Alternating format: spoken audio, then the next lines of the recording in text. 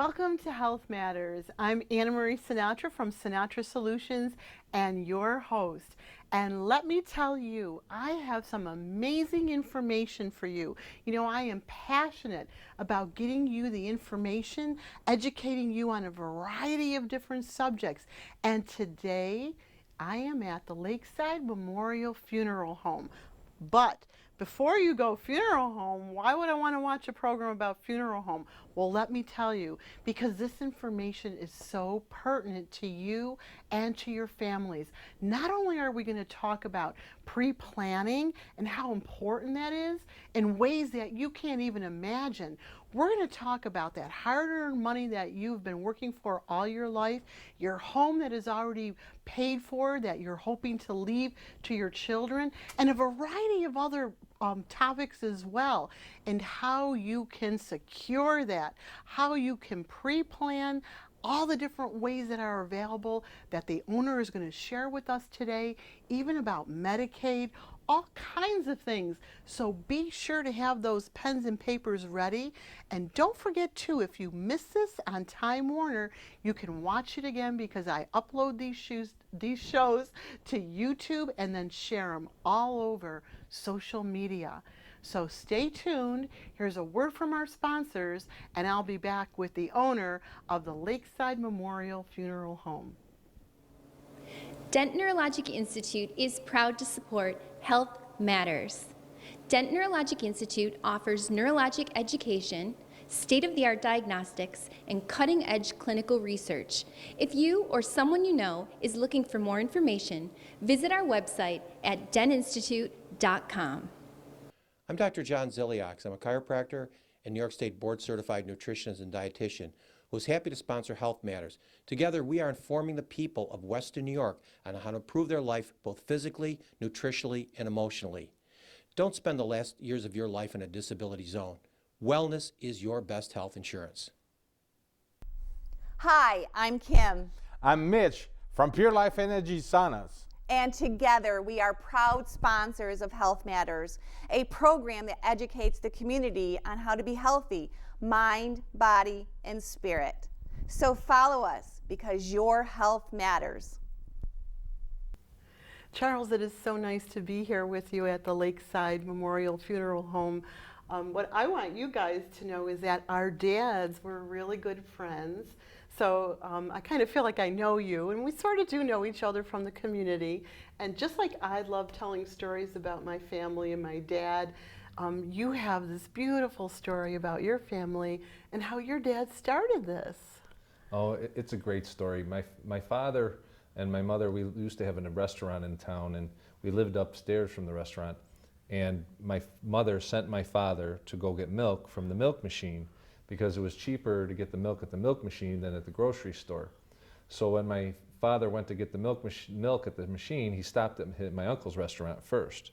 And at my uncle's, he was there talking, and my uncle said, "Hey, let's go get lottery tickets." And so my dad was embarrassed. He didn't want anybody to know that he didn't have money for a lottery ticket, that he only had money for the milk, so he went and bought the lottery ticket. Well, when he got home, my mother was furious. She just wanted to kill him. And it was all upset, but then he ended up winning $25,000. This is in 1969, which is a lot of money back then. And he used that money to purchase the funeral home. Wow. And it was a home. Yeah, you had said that it was Clara Milas, her home, and you guys would remember her. She was the place to go for wedding gowns. As a matter of fact, that's where I got my wedding gown. I won't tell you how many years ago. And this was actually her home. And we're right on Route 5 looking across that beautiful Lake Erie right here in Hamburg. So tell us, and guess what? She actually works for you here. Well, her daughter does. Yes. It'd be tough if she was working here. That'd be quite interesting. Right. This was the home of Clara Milas. Her bridal boutique was on on Bailey Avenue in Buffalo. And she was the bridal shop in Buffalo at one time. And she sold this house to my father, and she knew my dad very well. And she was really excited about him putting on the funeral home and turning it into a funeral home. And ironically, her daughter, who went down to work for Disney, moved back to Buffalo after she retired, and now she works here as a greeter. And it's kind of fun because she walks around, her name is Marianne, and she walks around the funeral home giving people tours. This was my kitchen, this was my living room, this was my upstairs with my bedrooms, the whole time. It's fun. Oh my goodness, that's amazing. And she's retired. You said that she actually started a division or worked a whole division at Disney? She created and ran the Disney Vacation Club. Oh my goodness, that's amazing. Lot of history right here in Western New York. That's amazing. And are we allowed to say that she's in her 70s? Yes. She might get mad at me, but I don't think so.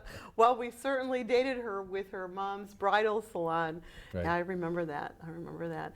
So you added on to this too, but before we even talk about the addition, let's talk a little bit about one of the things that I noticed when I walked in, besides on how, you might say, well, yeah, it's a funeral home, but honestly, the way you've decorated it and your personal touch of your family pictures, the first room that has the original flock wallpaper in it that your grandfather put up, and one of your grandfathers found that beautiful mirrors too. Yes. So tell us, I know I'm saying it because it was just such a great story. I want them to hear that too. Oh, I'd be happy to tell it. When my father did the first edition, that's the first chapel, my grandfather put up the wallpaper, and it's a flock wallpaper. And he died shortly thereafter. And so I didn't want, when we remodeled, I didn't want to lose that because it was like losing a piece of my grandfather. So we just painted over it. We found out a way that we could paint the wallpaper without it falling off. And we were able to save that. And then on the wall, hanging in there, there's a mirror that my other grandfather on my mom's side was an antique dealer. His name was Pat Cutini. And he had an antique shop on Broadway. He was on Genesee Street. And at the antique shop, a friend of ours went along 30, 40 years ago, bought this mirror, had it in their house. And then they decided that, they were moving to Florida and they wanted me to have it, and they gave me the mirror to hang in the funeral home. So that room's kind of dedicated to my grandfather's. Wow. And the grandfather did the wallpaper, I'm actually named after him. He's Charles Castilla, too. Oh, wow. Wow, that is so special. That is so nice. And it's just so comforting, too, to know that there is, you're an individual. This is your passion. You're individually owned, and you have all those, everything that you do, because we're going to talk more about that pre-planning, so make sure that you have those pens and papers ready, because everything that you do is so personalized, and you can feel that. When I sat down with Charles to do my pre-planning, it just felt so, I don't know, just comfortable and easy, I guess I would want to say. Well, that's the whole point of what we try to do here. Even when we decorated the funeral home, our whole point was to make it feel like it was a home, like it was comfortable, not a sterile facility that you just go to take care of things. We wanted to have that homey feel. It's one of the reasons why we have the mural painted on the wall to be a garden. We wanted people to feel comfortable, have a sense of ease. And then when we're talking to people, we want to have that sense of ease. We don't just talk to people and say, okay, here's the arrangements. We want to get to know the person that passed away or the person that's making their pre-arrangement and find out about their life, what made them special, and then find some way that we could take that information and personalize services in a way that is above and beyond just a candle or something like that. We want it to be very special. So we make it a really strong effort to do that.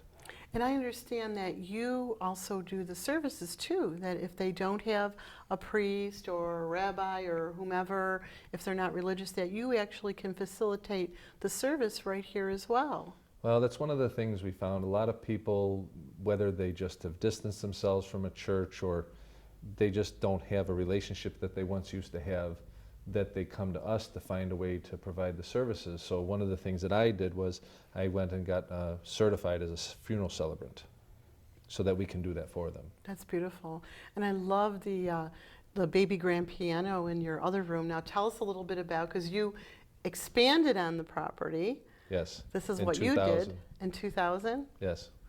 Yeah, we more than doubled the size of the funeral home in 2000. And one of the things, the reason the piano, there's a bunch to story to the piano too. My father grew up, loved the piano, and he never had the opportunity to play it. So if you go to the cemetery and you look at his stone, it's a baby grand piano, because he made me take piano lessons, he made my brothers take piano lessons. And so the piano was very important to him. As a kid, I probably saw Liberace 4 times. Really? Because he loved Liberace, you know. So it was important for me to have a baby grand piano in the funeral home, one to kind of celebrate his life. And then it also is very functional because we have, during the services, we have someone come play the piano for the families during the services. And it also is a player piano, so it can play itself. Oh, really? Yes. Oh, wow. That's pretty amazing. And you make videos too, so that if people, sometimes you might have been to funerals where you've seen that going on, you know that you can do that here too. They bring you the pictures. Well, we have 2 things. We do videos of the funerals of the pictures. We do a slideshow, and then we have flat screen TVs in the chapel, and we have those playing through the course of the calling hours in the service with the pictures. But the other thing that we have is that's very unique, because we're the only funeral home in Western New York doing it, is we can stream the funerals online. Oh, we can actually wow. record the service for the family if they have family and friends out of town. It's particularly important with the military because they don't let grandchildren come home for funerals. So we're able to record the service and stream it online, and we're the only funeral home in Western New York, I think, that does it. Wow. Wow. I can imagine that would be really important for those who are serving and those who are living out of town that can't be on location. That kind of started with me because my grandmother, who's still alive, is 97 in Florida. Wow. And it's hard for her to travel. So what she does is that she goes over to my uncle's house, who has a computer, and she watches the funerals and we've done her funeral for her sister and her brother because she wasn't able to be here, so she was able to at least participate in that way. Oh my goodness. And speaking of specialties too, I know that you do a lot for our veterans. You've received quite a few awards, and I know that I'm kind of hooked up with the Patriot Guards, who, if you're not aware, they do that line. What's the actual, tell us a little bit about that. Well, the Patriot Guard came about because there was this church in Kansas called the Westboro Baptist Church who was picketing funerals of fallen soldiers, saying that war was because of abortion and gay marriage. Really? Yes. So the veterans, particularly from the Vietnam War, were very upset about it. So they decided that they were going to protect the families that are suffering through that loss by performing an honor guard, and the drum of the motorcycles would be louder than the people that were picketing. So that's how it started. Now that church has kind of died down, so one of the things that they do is they do attend many of our services as an honor guard for the veterans that have fallen, and then they also worked out a deal with New York State where they have the ability to pick up any unclaimed veterans who maybe didn't have any family, or maybe their family forgot about them, if that's possible, and they will transport them to Bath, New York for interment at the National Cemetery. Wow. And the last couple of years, we've donated our motorcycle hearse to the Patriot Guard to transport those unclaimed veterans down to Bath, New York, and it's a beautiful, beautiful ceremony. Wow. You got me a little choked up on that one. Yeah, I've seen you out. I've seen it outside as well, and it is something that I've never seen anywhere else before. And it's quite the scene with the Patriot Guard and you escorting those who have served and given the greatest gift of all, right? Their life. Yes. Well, why don't we take a little break here and go on over to your office or to the room where we talk about pre-planning and talk a little bit more about all this stuff. Be happy to. Perfect. Thank you. Hi, I'm not Anne-Marie Sinatra, but I am Charles Castilla of the Lakeside Memorial Funeral Home, where their help matters tip. Many of times we plan for every major occasion in our lives. We plan for weddings, baptisms, first communions. We even plan for our vacations. Why wouldn't you plan for your funeral arrangements? At the time of a funeral, it is a very stressful time for your family, and they have to make a lot of decisions. You could ease that transition for them by making those decisions for them ahead of time. Then they would have the opportunity to continue on their journey of grief. Plan ahead. It makes sense.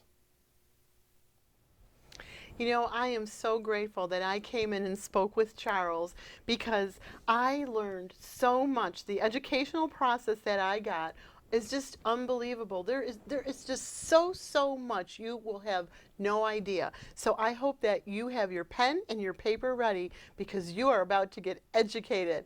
And I want to just tell you real quick before I pass it over to you, Charles, is that I had my will in my safe deposit box at the bank, and Charles told me my people will not be able to get it because you have to go through that whole lengthy process after someone dies. In order to get it, you needed to have it more accessible. And I also had my living will in case I can't make my own decisions. That was in my safe deposit box too, where nobody could get it. So Charles, let me just shut up. I've already talked to you, so I have things done now my way. Is that a reference to your cousin Frank Sinatra? Well, maybe just a little.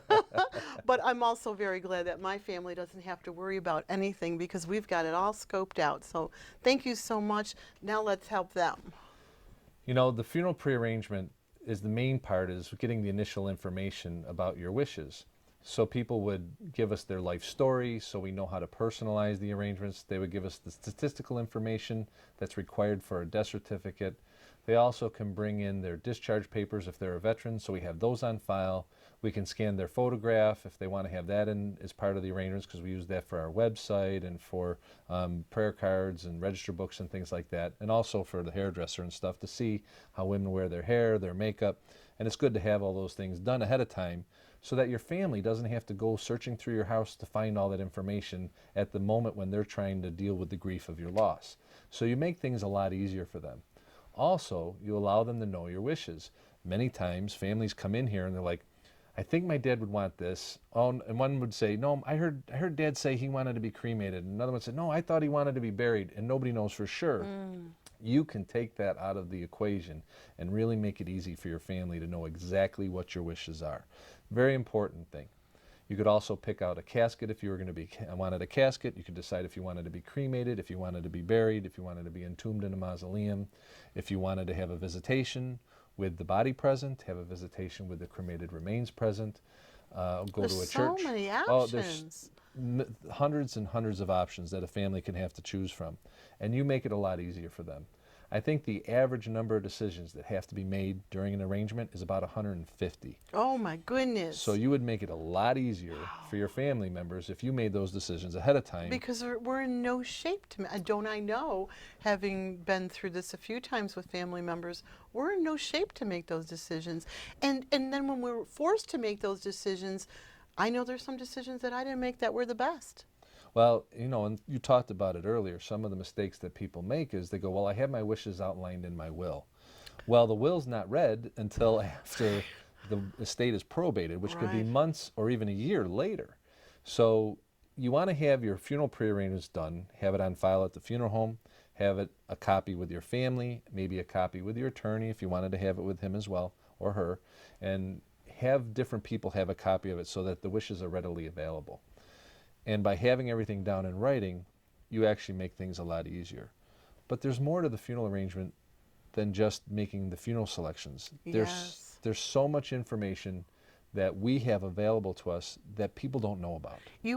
And that was so fascinating what you were talking about, especially to us baby boomers, about the prepaying or pre-planning so that they can then, if they're going into a funeral, into a nursing home. Tell us Right. about that. This is fascinating. So if someone has to go on Medicaid, Medicaid is where you go into a nursing home and there's very limited amount of assets that that a person is allowed to have that's going in the nursing home. If they're an individual, single, they're only allowed currently $14,550, which is not a lot of money.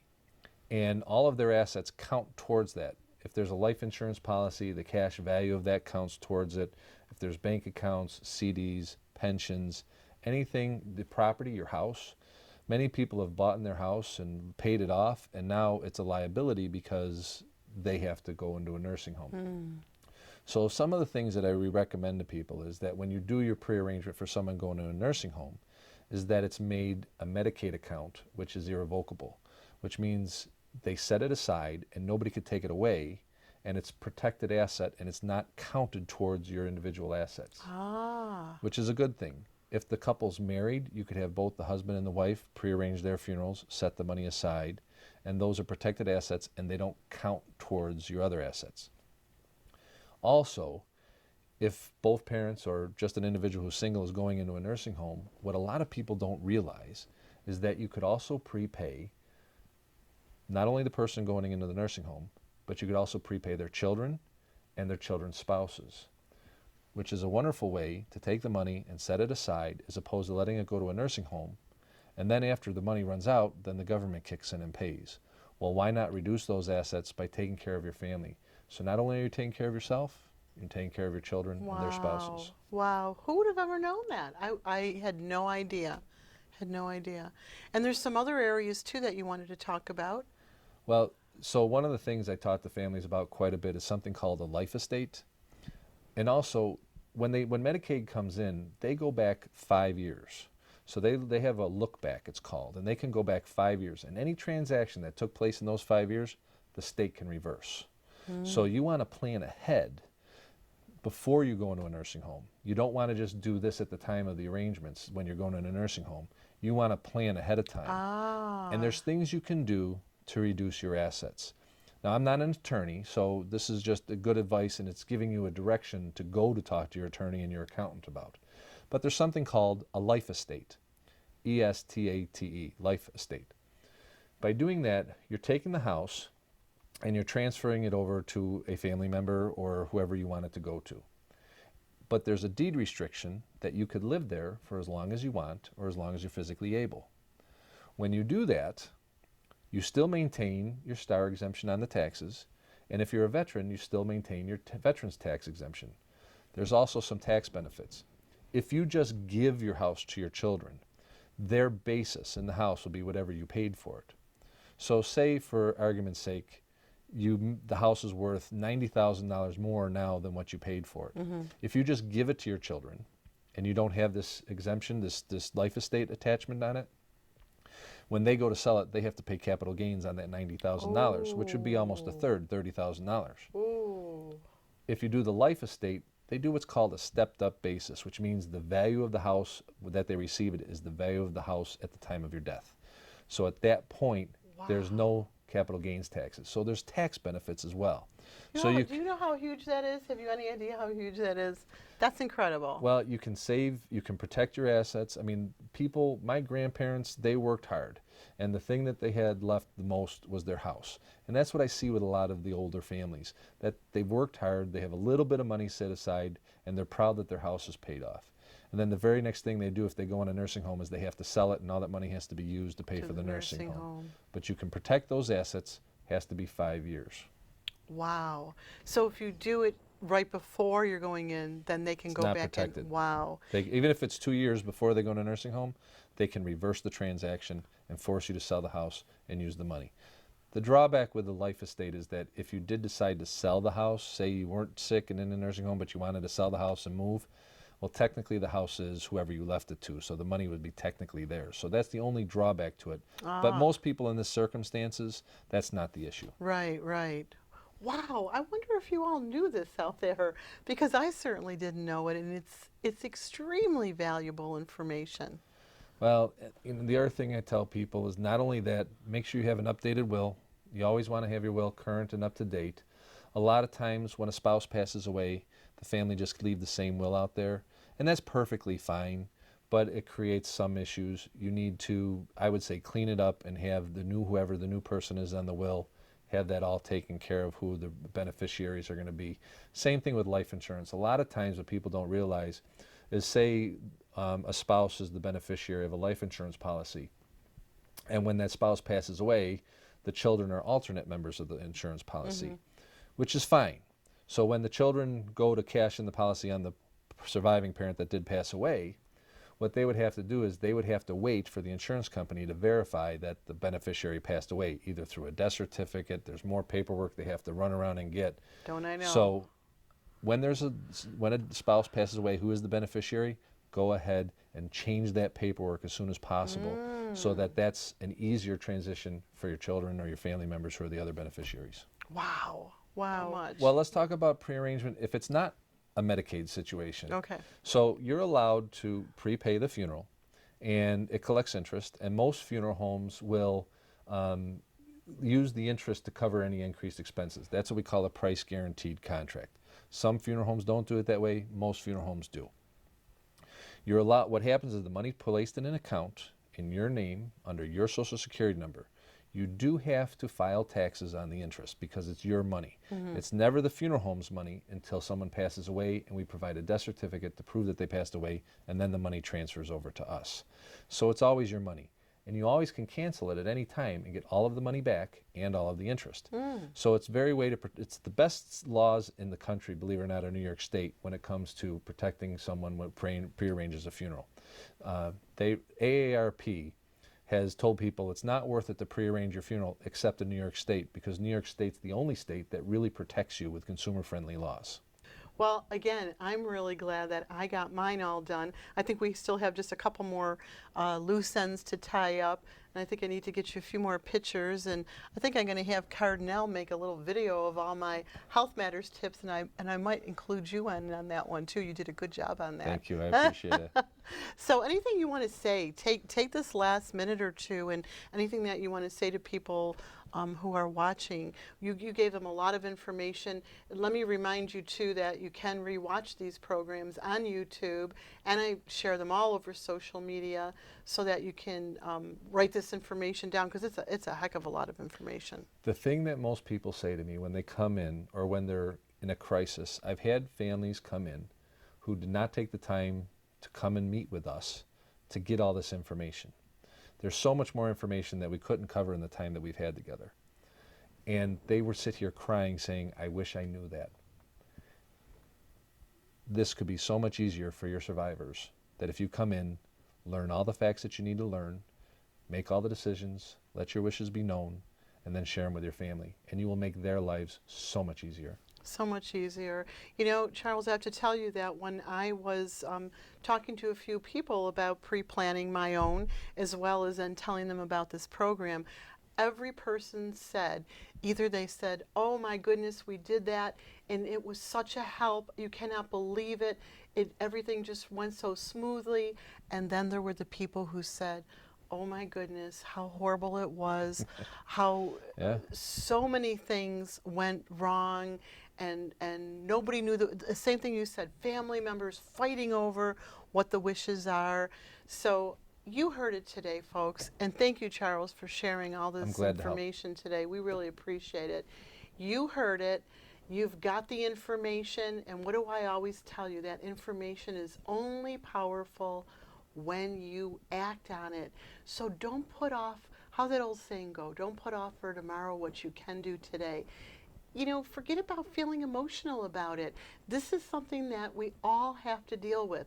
So why not deal with it while you're still around and you can deal with it? Remember Frank Sinatra's song, My Way, and get things done, but even more importantly, to help your family members when that time is just so stressful for them. They don't need to be worrying about all these details. So thanks for tuning in. Be sure to stay tuned to listen to the rest of our sponsors as we go out. And remember, your health matters. Hi, I'm Kimberly Will from Mr. Frank's, and I'm a proud sponsor of Health Matters, and I am very motivated and inspired by all of the information that the show offers. Amherst Laser and Wellness is a proud sponsor of Health Matters. I'm Teresa Horab, registered nurse and owner of Amherst Laser and Wellness. We look forward to moving you in a healthier direction through our laser lipo and nutritional counseling. So follow us and continue to watch Health Matters on your journey to wellness. We want to thank Marge Reed from the Healing Spa. Marge is an ordained Unity minister. She has her BA in complementary health, and she's joined by her beautiful daughter Gina, who's a registered nurse. Together they bring us the latest technology in stemology, skincare, stem cell therapy, and holistic modalities for your body, mind, and spirit. Join Marge on Sunday mornings for her 11 a.m. service.